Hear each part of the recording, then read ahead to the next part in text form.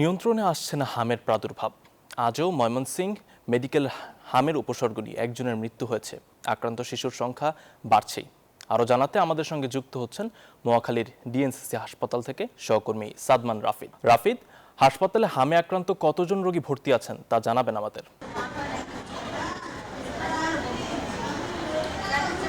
ধন্যবাদ আসিফ। এই মুহূর্তে আমি যে ডিএনসিসি হাসপাতালের যে ওয়ার্ডটিতে রয়েছে এটা হচ্ছে শিশু ওয়ার্ড, এবং আপনাদেরকে একটু দেখানোর চেষ্টা করি। এখানে 94 জন শিশু কিন্তু ইতিমধ্যেই ভর্তি রয়েছে এবং তাদের হামের চিকিৎসা চলছে। এবং আরেকটু আপনাদেরকে জানিয়ে রাখতে চাই যে শুধু শিশু নয়, পূর্ণবয়স্ক মানুষও কিন্তু এই রোগে আক্রান্ত হয়ে এই হাসপাতালে, একই হাসপাতালে কিন্তু ভর্তি রয়েছে।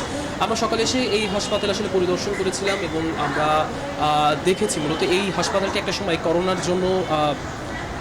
করোনার সময় আসলে এই হাসপাতালটি অনেক সুরক্ষিত কাজ করতে, কিন্তু এখন বর্তমানে এখানে আমের কিন্তু আসলে চলাচলি। আমরা এখানে এসে দেখতে পেরেছি, আমরা কর্তৃপক্ষের সাথে কথা বলেছি, তারা আমাদেরকে জানিয়েছে যে শিশু ওয়ার্ডে 94টি বেডে আসলে শিশু ভর্তি রয়েছে, তাদেরকে হামের চিকিৎসা চলছে। এছাড়াও তারা বলছে যে এই ওয়ার্ডের বাইরেও কিন্তু শিশুরা বিভিন্ন স্থানে কিন্তু তারা ভর্তি রয়েছে, তাদেরকে কিন্তু হামের চিকিৎসা করা হচ্ছে।